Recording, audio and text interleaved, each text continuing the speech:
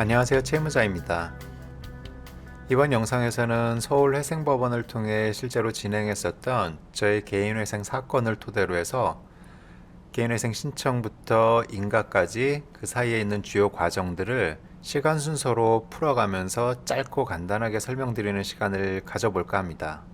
참고로 이 영상 같은 경우에는 개인회생에 대한 최소한의 기본적인 개념은 알고 계시는 분들에게 적합한 영상이고요. 개인회생이 무엇인지 전혀 감이 없으신 분들께서는 제 채널에 도움될 만한 다른 영상들이 있으니 그것들을 먼저 봐주시면 좋을 것 같습니다. 자, 그럼 시작하겠습니다.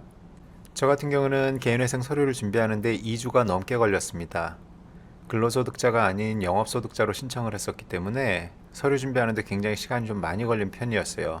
근로소득자에 비해서 영업소득자 같은 경우에 준비해야 될 서류가 훨씬 많으니까는요.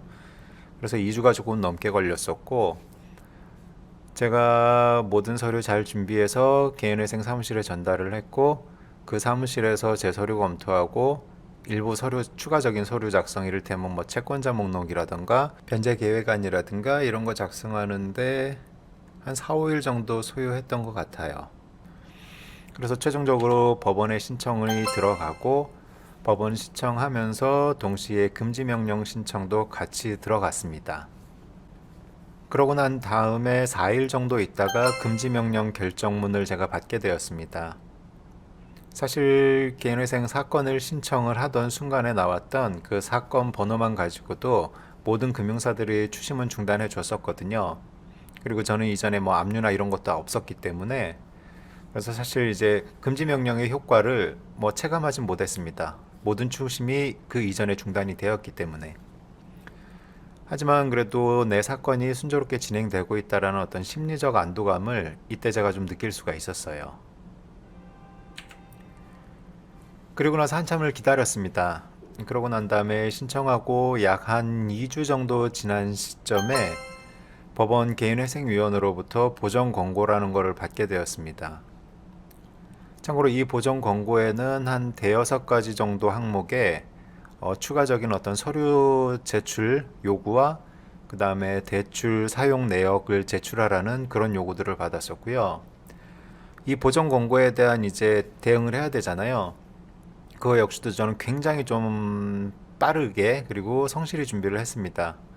왜냐면 이게 늦어지게 되면은 뭐 1차 보정으로 안 끝나고 2차, 3차 막 이렇게 나오는 경우도 있거든요.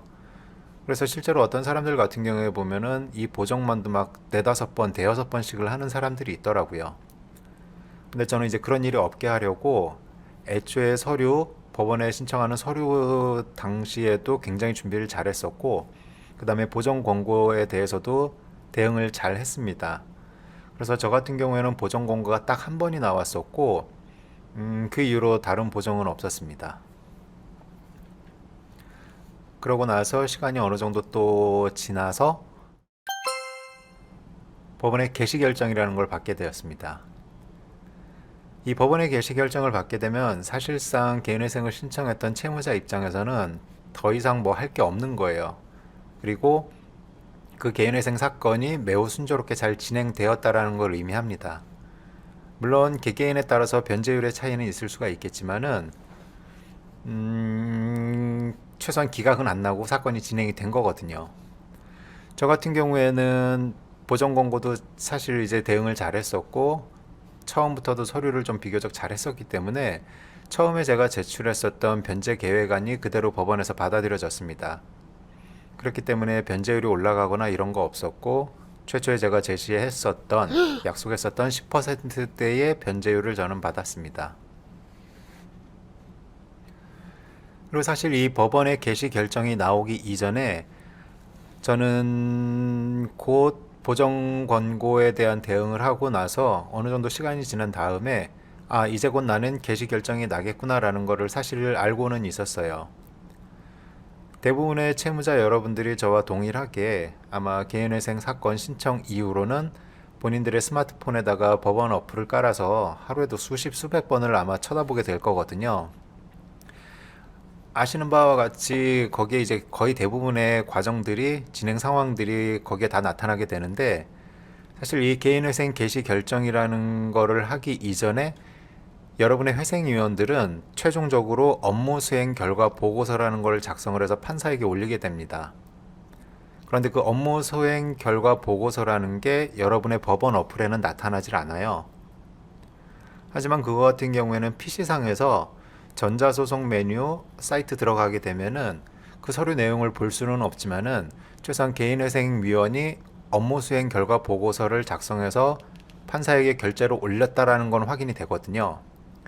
그래서 저 같은 경우에는 법원에서 이제 개인회생 그 개시 결정이 나기 이전에 조만간에 개시 결정이 나겠구나라는 거는 좀 예상은 하고 있었습니다.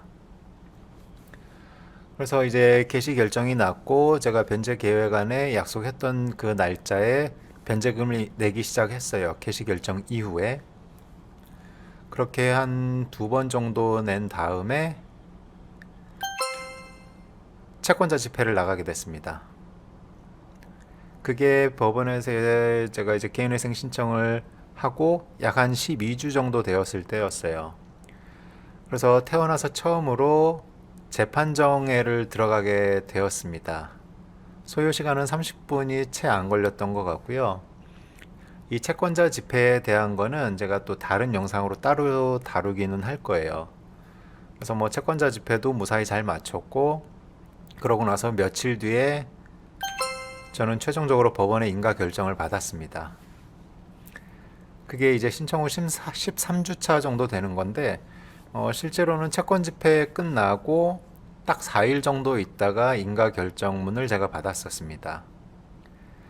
그렇게 해서 이제 개인회생 신청에 대한 거는 최종적으로 끝난 거죠. 법원에 이제 최종 인가 결정까지 났고 법원 공고까지 났으니까는요.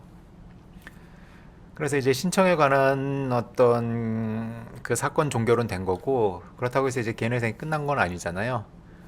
열심히 이제 변제금을 내고 면책을 받아야죠. 참고로 이제 면책 같은 경우에는 여러분이 개인회생 변제금을 성실하게 잘 납부하고 그런 다음에 이제 법원에다가 면책 신청서만 작성해서 보내면 되는 거거든요. 참 깝깝하네요.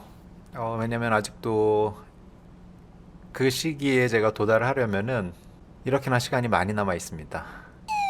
네.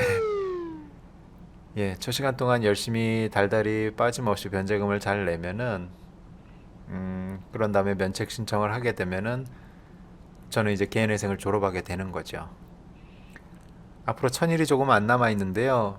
그 시간 동안 열심히 변제하고 그리고 짬짬이 개인회생에 관련된 이야기나 그다음에 여러 가지 채무 조정 이야기 그리고 각종 빚에 대한 이야기를 이 채널을 통해서 해 나가겠습니다. 앞으로도 잘 봐주시고요. 모쪼록 여러분들에게 도움이 될 수 있는 이야기들 계속 하겠습니다. 오늘 영상은 여기까지고 힘내십시오. 감사합니다.